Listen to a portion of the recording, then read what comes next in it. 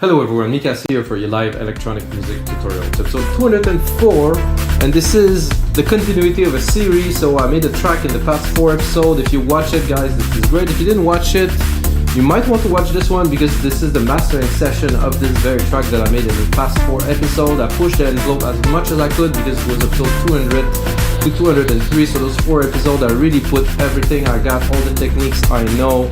The best synth, the best plugins are all in there, and of course it is a template.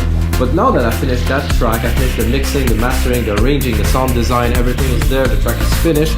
I'm gonna master it with you guys using the Waves plugins. Mastering is a very, very important process, guys. It's not to be underestimated, and I know now there's automated system that do some mastering, which is fine because it does give a certain quality standard to track. However, those systems will not give character that an engineer like me or other engineer will give. So for me, even if I know the systems are good, my mastering for me give me the exact result that I want, and I can really mold the track and get like a good fat loudness out of it. And I use only plugins, of course. The Wave plugins are the best. I use those for like over 15 years, guys. This mastering chain that I'm using now is actually 13 years old in the making. I've been like testing the plugin, doing the settings, doing the attack, the release, and changing things to come to this very chain here. I'm gonna master that track with you guys. And of course, if you're watching this episode, guys, I have another 203 episodes where I actually make track from scratch, I mix and arrange, I master some tracks from all different genres. So guys, check it out and let's get started on this session. So the track is Breakbeat. It's gonna get released I think this spring. I don't know. I'm gonna put the final touches on it with you guys, and then I'm gonna export it, and then I'm gonna upload it to some labels. If the labels don't pick it up, we're gonna release it on my labels, guys, Progressive Blues Records. Check it out, get a second. But basically, I'm gonna play you the track flat a little bit to start so you get an idea of what it is, and of course what it will become at the end. What I do for those specific sessions, guys, I don't put anything on the output. I put only sidechain for my voice so you can really hear at first the very low volume, and then if you skip to the end right now, you might want to listen. You're gonna hear the difference in loudness and like the thickness of the sound. So the way I process my tracks is always by slow incremental changes. It's never a drastic 5 dB, 8 dB of compression. It's always 2, 3. Robert Babbitt is a big fan of that. I'm a big fan of his because I was reading about his mastering process and watched some videos, and I was like, wow, this make a lot of sense. That's a while ago. And also read some books about it, and everybody's agreed, not everybody, most people agree that you should not apply heavy compression or like 8 dB of compression or maximizing onto a track. You should go step by step and slowly mold it. So this way I'm able to achieve maximum loudness without really changing the structure of the track and keeping like a maximum amount of dynamic range, guys. So this is the track. I'm gonna skip here to the main part here.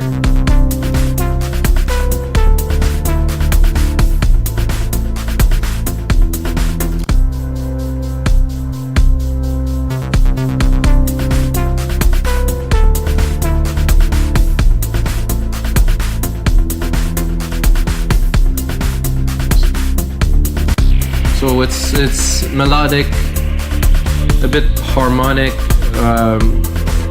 breaks, of course. It's in the Sasha style.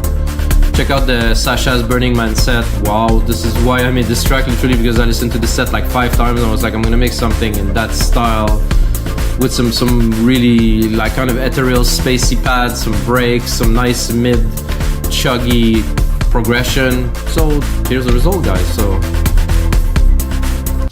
let's check out the break here, right here.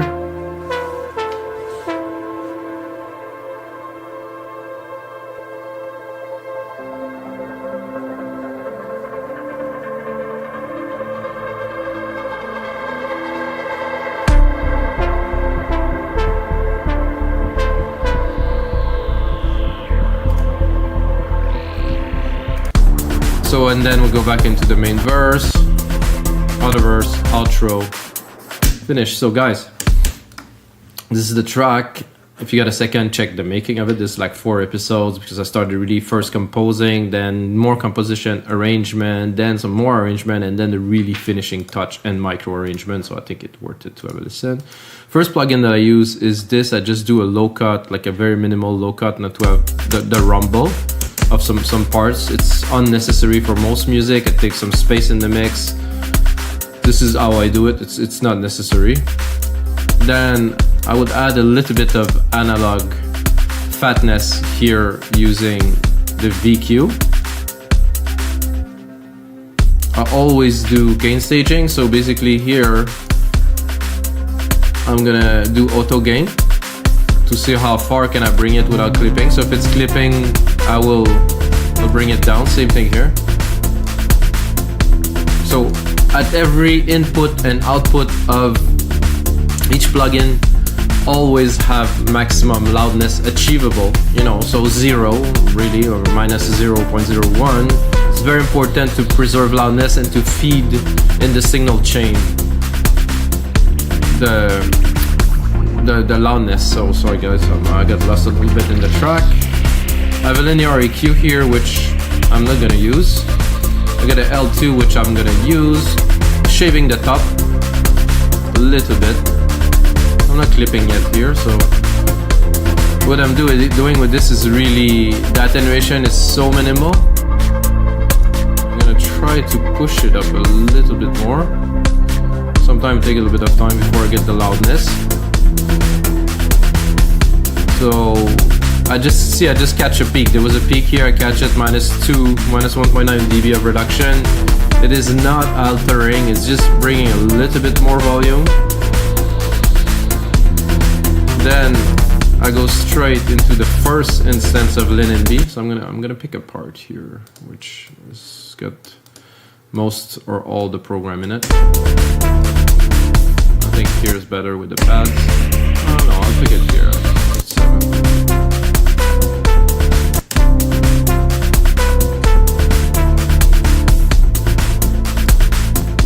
I'm gonna turn this one on. Again, the trim. Check the level of compression. Seems to be good. Let's listen without. I wouldn't call it harsh, but with it, much softer. I think I'll drop the master a little bit. Disalign the phase, make everything where it has to go, and mainly for me, after I apply this, it just sits well in the speaker. It's a hard thing to explain, but I think some of you guys will understand. Without. With. It's just perfectly aligned, just hit the ears, just at the right place. Oh, we have a little bit of clipping, so good. Always good to check. To have this, then we're going to go into an API 2500. This is for me a little bit of thickness. Let's put out. It contains a little bit everything, but again, you can see 2 dB of reduction. Very, very minimal. Always keep the original material. You know, don't try to squash it. However, I do not have view meter, so I don't really know the loudness out of it. You can view it here. If I do this, minus 1.2. I guess we're close to optimal loudness. I could bring it, you know, if I want to be picky, I could bring it to 1 here. Let's see it at a peak here.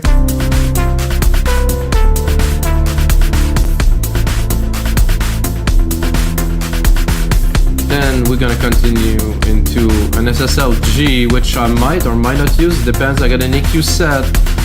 So this particular console has the attribute to give character to the low end without so much boosting the frequency. It's like the EQ setting is just there, it's just rich, so I'm gonna put it on. Maybe it will work, maybe not. I think I'm boosting a bit the high, which I will not. I will actually cut them 1 dB. Yeah, I definitely can perceive that. Like there's that air, that push in the low end that is just, it's just there. I've read about it. Some engineer talked about it. It was like, really, is this really a characteristic of this console? It's like, yeah, it has this chug, this something.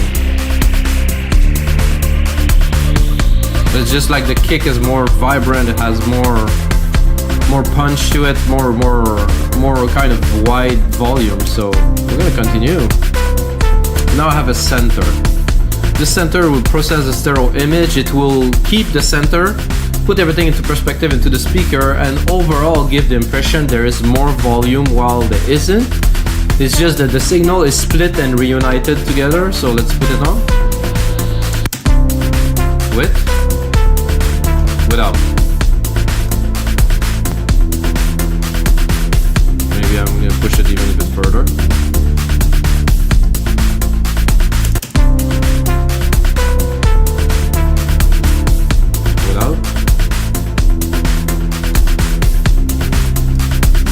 You can tell the high and the punch is much more to the side. I'm going to put it completely to the side.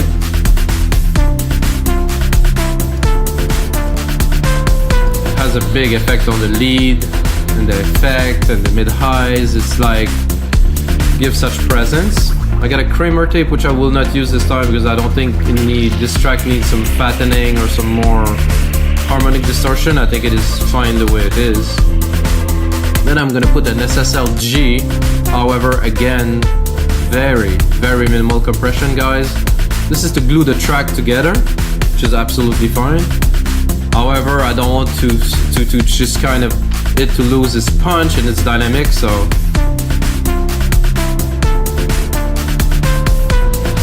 you can see here again 2-3 dB of compression. You might think I'm going fast, but I just know this chain. It's just my go-to chain that I use for so long. Then I'm gonna go into a second instance of LINMB, which is a different setting, completely different. This is an opto mastering. It's much tighter. It will restrain more, and it will really put everything into focus. So let's put it on.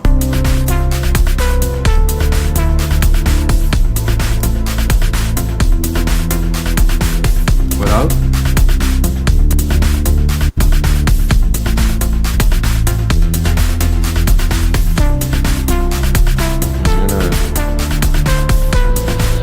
Make sure I get maximum volume out.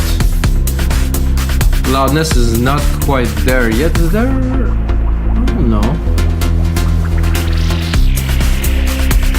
Somehow my loudness is quite low here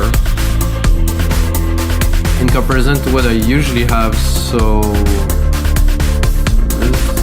is the makeup is 0?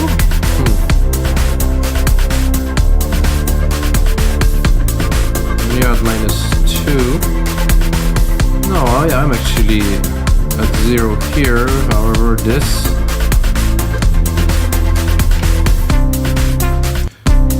So the LINMB work well without. Let's remove both of these, just fun, to give you an idea of the work of this. See, to me it sounds vague. It is there, the frequencies are there, but there's no focus. It's not like all together. With 1, very good. With 2, super focus. All the sounds hit the speaker just to perfection, where they should be in the frequency range, and they don't overlap. Then I'm gonna finish this track, of course, with the L316, which I will drop the threshold for now. I'll do it with you guys. So this here. Now I'm gonna drop it until I see some gain reduction. And what I want, or what I don't want, is to alter the program. So you see this arrow, I drop both at the same time. I don't want the program to change. The first thing that will happen is the low end will start degrading. You know, you can really hear degradation in the low end, so we don't want that, like something like this. So there's no more low end, it doesn't exist anymore. And it really start early. So if I'm going here, it's already it's squash. This I do not like, and and a big sound system, you did remove completely the impact of that we want to have with EDM, so you don't want to do that. And then you can bring up the outsitting. So now we have loudness. We have actually a decent amount of loudness. It's not too loud. It would fit the iTunes standard. I'm gonna drop the volume a little bit here.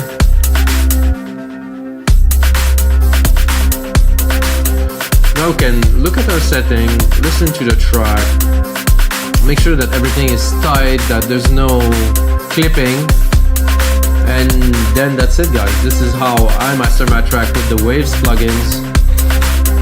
Like I said, I've been using this chain for a long time. I also use UAD at some point, get back to Waves. There's probably a bunch I didn't use because it's been so long, and then update the pack.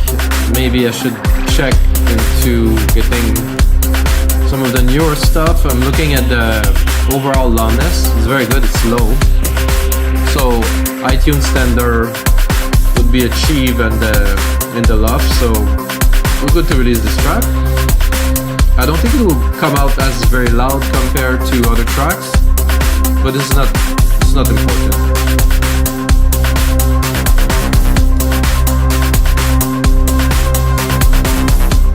I think it sounds like one, you know, it doesn't sound like elements together, it just sounds like one song. This is what we wanted to do, so.